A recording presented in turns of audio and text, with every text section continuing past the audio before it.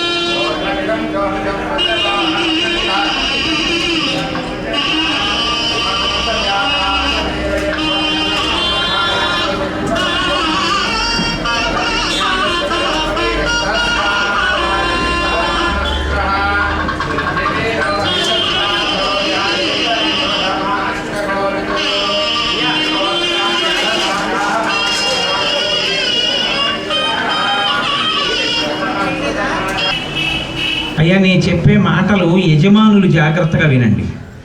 మీరు ఇవాళ సాక్షాత్తు పరదేవతా స్వరూపాన్ని పూజ చెయ్యాలి అంటే లోకంలో రెండు మార్గాలు.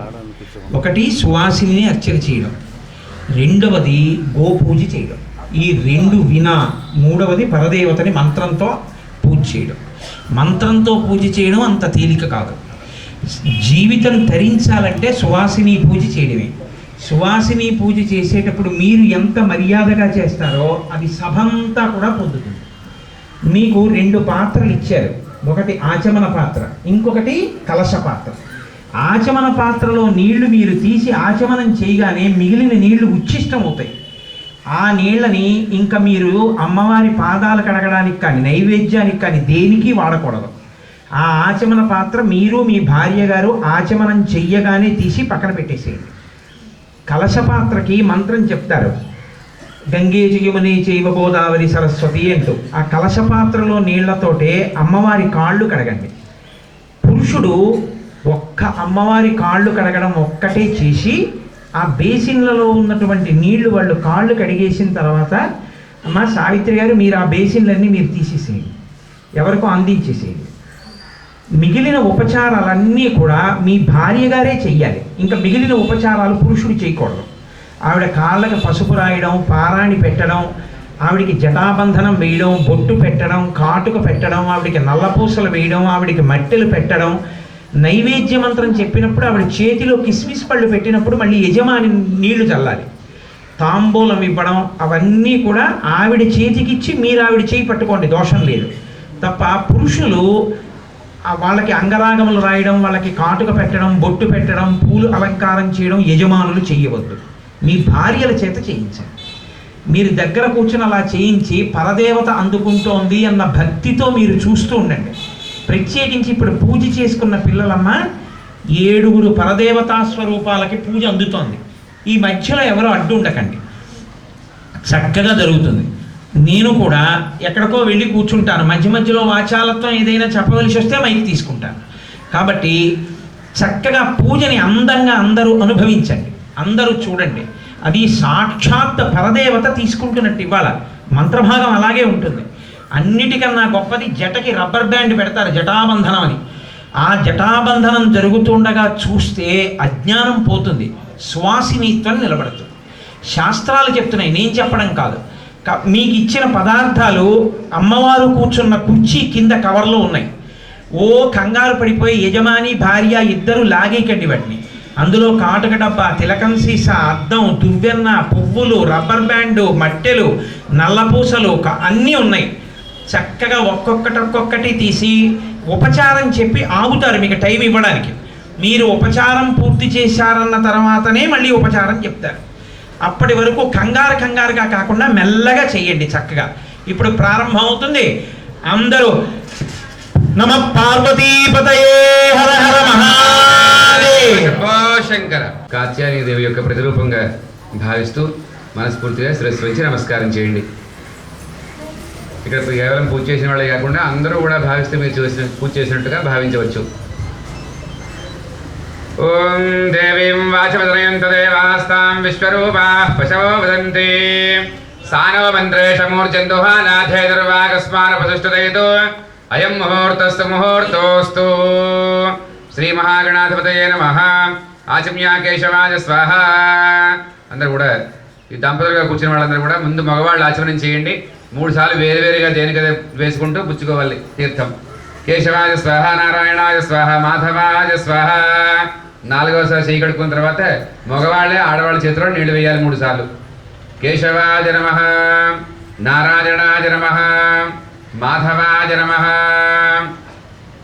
4వసారి చేయి ప్రక్షాళన చేసుకుని అమ్మవారికి మనస్సు నమస్కారం చేయండి.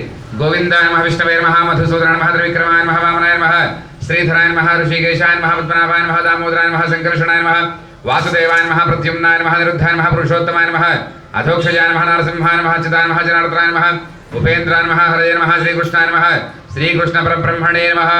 ఉత్తిష్టంతో భూతపిశాచాః జయతే భూమి భారకాః ఏతే శాపవిరోధేన బ్రహ్మకర్మ సమారభే. మగవాళ్ళందరూ కూడా ఒకసారి ప్రాణాయామం చేసి మనస్తో ప్రార్థన చేయండి అమ్మవారిని, కాత్యాయని దేవిని. ఓం భూ ఓం భవః ఓం స్వః ఓం మహః ఓం జనః ఓం తపః ఓం సత్యం ఓం తత్సవితుర్వరేణ్యం భర్గో దేవస్య ధీమహి ధియో యో ప్రచోదయాత్. ఓం ఆపోజో దేవస్వప్రతం బ్రహ్మ భూర్భువస్వరోం.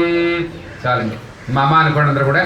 యజమానస్య ఉపాధ్యక్షేద్వారా శ్రీ పరమేశ్వర ప్రీత్యర్థం శుభే శోభనే ముహూర్తే శ్రీ మహావిష్ణురాజ్ఞేయ ప్రవర్తమానస్య ప్రవణః ద్వితీయవరాధేశ్వరాः కల్పే వైవస్వతమంత్రే కలియుగే ప్రథమపాదే జంబూద్వీపే భరతవర్షే భరతఖण्डे मेरुर् दक्षिणदिग्भागे श्रीशैलस्य ईशान्य प्रदेशे गंगा गोदावरीमध्यदेशे श्री वराह लक्ष्मीन्द्रसिंहस्वामी महाक्षेत्र सन्निधिपूर्वक श्री पाण्डुरंगस्वामी देवता दिव्य श्रीचरण सन्निधौ अस्मिन् वर्तमान व्यावहारिक चांद्रमानेन श्री विरोधनाम संवत्सरे दक्षिणायने हेमंत ऋतौ मार्गशीर्षमासे शुक्लपक्षे अष्टम्यां शुभतिथौ वासरः सौम्यवासरे शुभनक्षत्रे शुभयोगे शुभकरणे मंगलविशेषण विशिष्टायां शुभे अभ्युदय मुहूर्ते यजमानस्य श्रीमान् गोत्रः नामधेयः धर्मपत्नी समेतः.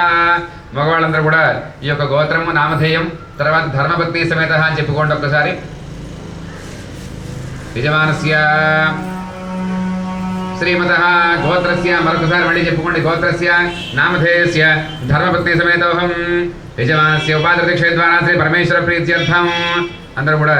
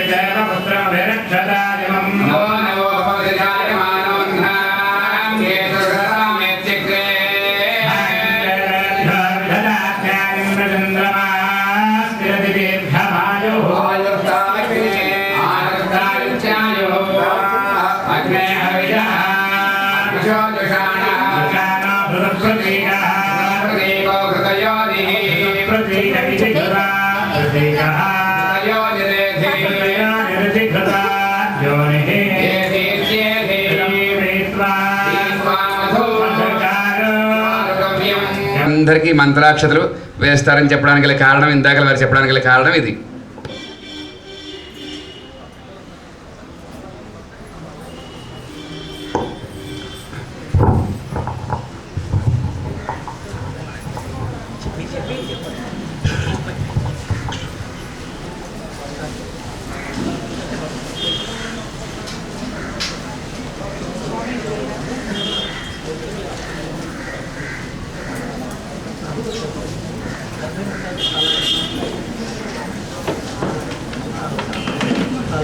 అమ్మ మీ దగ్గరికి జలాలు ప్రోక్షించడానికి వస్తారు కదా, అప్పుడు మీరు ఒక్కసారి ఏం చేస్తారంటే దాని మీద చెయ్యేసి సంకల్పం చేసుకోండి.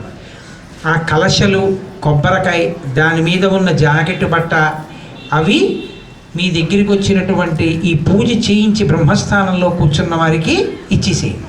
ఇచ్చేయండి అంటే అలా చెయ్యేయండి, మీ సంకల్పంతో ఇచ్చేసినట్టే. మీరు మీకు ఇచ్చిన మూర్తి ఉంది కదా, ఆ ఫోటో ఉండడం నాకు ఇష్టం ఉండదు. ఆ మూర్తి, ఆ తర్వాత ప్రసాదం, ఈ రెండు మీరు తీసుకోండి. ఎర్ర పువ్వు కళ్ళకద్దుకుని మీ సిగలో పెట్టుకోండి. ఏమ్మా, అమ్మవారి దగ్గర ఉన్న ఎర్ర పువ్వు ఒకటి కళ్ళకద్దుకుని సిగలో ఉంచుకోండి. ఆ మూర్తిని, ప్రసాదాన్ని మీరు ఇంటికి తీసుకెళ్ళాలి. అందరి మీద జలాలు చల్లుతారు, అందరి మీద అక్షతలు ఉంచుతారు. అవి ఎవ్వరూ తొక్కకండి అమ్మ, పెద్దవాళ్ళు కానీ ఎవ్వరూ తొక్కద్దు. వాళ్ళు విడిచిపెట్టేసిన కలశల్ని అలా ఉంచేసేయండి. కాళ్ళు తగలడం, తొక్కడం అవి చెయ్యొద్దు.